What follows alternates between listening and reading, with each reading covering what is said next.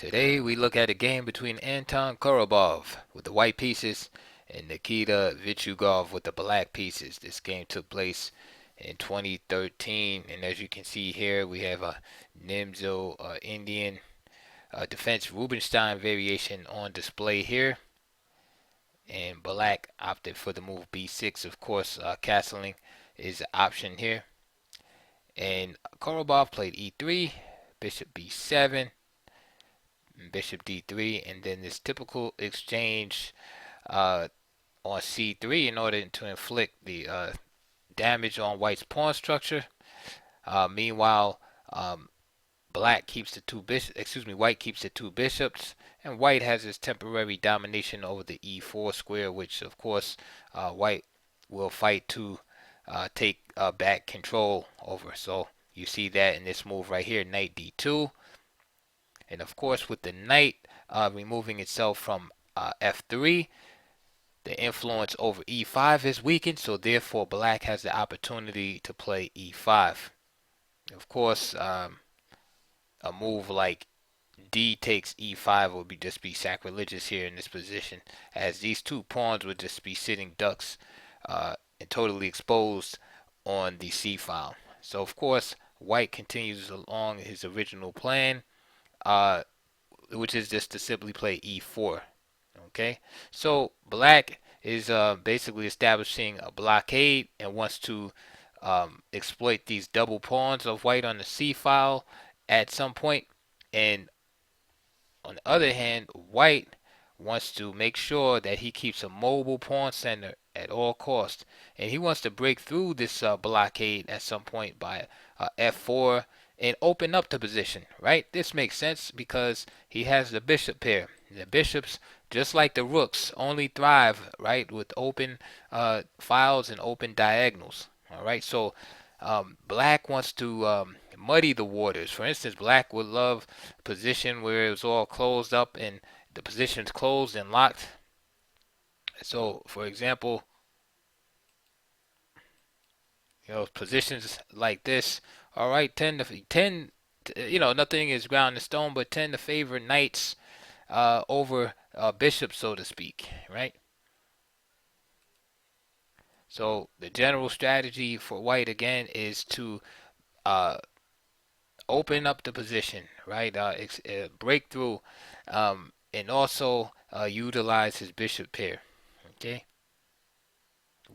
Black wants to slow things down, blockade the position, and then exploit these double pawns. Rook e8. Why rook e8? Well, with the obvious threat is just to take here.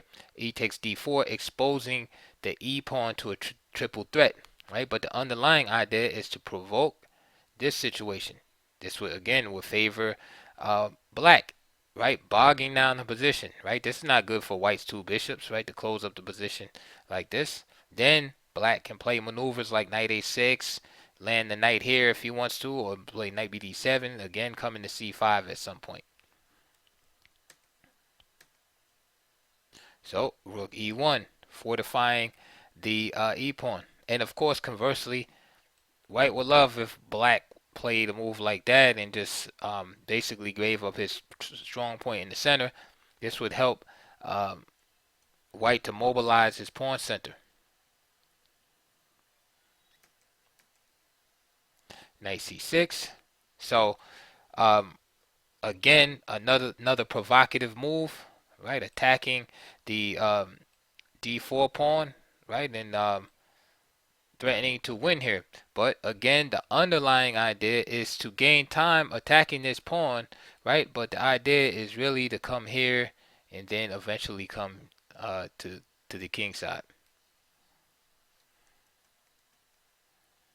Bishop b2, again protecting the assets without making, right, the critical compromise. So you see this battle of ideas. Black is trying to get white to push in the center, but white is finding enough ways to protect and maintain the center without pushing. Knight e5. Okay, again, there's usually more than one idea in the move. So of course, black is not attacking c4 right now, because you can see c4 is already protected by two pieces. So it's not like that pawn is vulnerable. So black is not just dumb and wasting time here making this threat. Okay, so what he's doing is really tying the white pieces down, right? So that they can't really be active. All right, Queen e2. Okay, and this reminds me of the overprotection principle by Nimzo-Indian. Is by overprotecting a square, right? It actually frees up all of the pieces involved in the defense. Okay, if you have one attacker and you have one defender, well, that defender's tied up. Okay, but once you put two defenders on a point against one attacker, then both defenders can each defender can be moved because there's always a defense. Okay, so that's the idea with overprotection. Queen d7, and now knight f1. Now white sacrifices a pawn here. You see this? It's pretty common in these Nimzo-Indian defenses where white is just going for his attack. Sometimes the pawn sacrifice works out, sometimes it doesn't. So here we see he decides to sacrifice a pawn here. Um, F3 seems to be better, right? It makes sense. Then you can play this whole plan of moving the knight here to F1 and then coming out to E3 or whatever. So knight F1 happens now. E takes D4. Okay.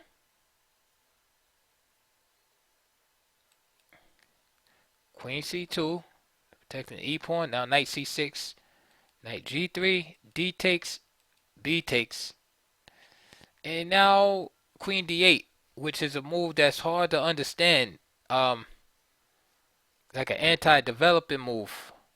Why not keep going forward with like a move like knight E5, right? Hitting this bishop here. Then let's say bishop F1. Then the queen can just come to G4, and let's say F3, Queen G6. All right, and black is just up a pawn. Like, where's the compensation? Then of course you have this idea here coming in. You have also this vulnerable square. So Queen D8. Anyway, so white just played F4. After all, he's a pawn down. He has to get on with his attack. And again, I mentioned this in a lot of my videos, is that when you do have a big pawn center, one of the keys for the person that possesses said pawn center is that those pawns must be mobile. All right, so if you have just a big target, a big pawn center, but then for some reason they become inflexible, they just become liabilities on your behalf, and then the opponent just gradually chips away at them. A mobile pawn center is very dangerous. So now with this loss of tempo by black with Queen D8, white just thrust the pawn forward on F4, and now he has this mobile pawn center. Notice also the idea knight E5 is gone. So now black is going to have to try to fend off a strong attack here. Knight D7, rook A D1. So white is fully developed. Now knight E7, knight H5, hitting G7, G6. So now we have this weakness. And now look at the situation, right? The dark squares are weak around the king. And guess who doesn't have a dark square bishop? Black, right? Because he gave up his dark square bishop earlier to double the pawns on the C file. And now white's bishop is very strong on C3. Knight F6, knight takes, bishop takes F6. All right. So this is a dangerous position for white. I'm sorry, for black. Vitiugov plays Queen D7. So after that move, Queen D8, a few moves back, now he just plays Queen D7. F5, the pawns keep rolling. All right, black has unfortunately wasted too much time. H6 from Vitiugov. Korobov plays Rook F1. Right, preparing to open up the F file. Queen C6. And now Bishop D4.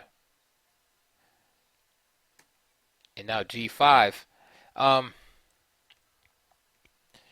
Yeah, this move right here, I don't really see the need to play bishop d4. Maybe just take, exchange right away on g6. Anyway, bishop d4, g5, which, gives black some defensive resources because now the f file can't be opened up. h4, and now king f8. If g4, if he just tries to bypass, then just h5, right, preventing this connection right here. Of course, if g takes, then just queen d2, king h7, and then rook f4. Again, the pieces come swarming in here. So king f8 was played. H takes g5, H takes g5, queen d2. Real obvious attack there. f6 just merely slowing down the inevitable. Bishop takes, queen c5 now. Rook f2, king f7, bishop g5, rook g8. Bishop swings back. And notice the activity of the bishop here. Remember, we were talking earlier about white wants to get the position open for his pieces. Excuse me, for his bishop pair in particular. So now you can see them in all their glory right now. Bishop h5, king f8, and now bishop f6. And Vitiugov had to resign. All right, so in conclusion, what can we take from that game? Is definitely we saw the contrast in plans, and we saw whose plan worked out. Black's original plan was to, he gave up his dark square bishop, and he was hoping to bog down the position and provoke white into locking up the position with the move d5, and then exploit in a slow manner those doubled pawns on the king side, on the queen side rather. And white's plan was to play a dynamically based game, utilizing his big pawn center, okay, to expand and attack white on the king side and attack black's blockade, break down his blockade and open up the position for his two bishops. So we can see which plan worked out. Black wasted a little bit too much time, especially with that queen d8 maneuver in the middle of the game, where he should have probably played knight e5. And wasting time like that, especially when your opponent has a big, broad, mobile pawn center, uh, proved to be deadly as it in this game. So, yeah, that's pretty much it right there. As you can see, the plans were clearly on display, but White played a little bit better and was able to, utilize his big pawn center and his bishop pair. So I hope you enjoyed that video, that game between Korobov and Vitiugov, and please like and subscribe and comment, and check my links down below. Please support and donate to my channel, and also check the links for DVDs slash books on the opening that was displayed on the board today, which today we have the Nimzo-Indian defense. And I'll see you on the next video.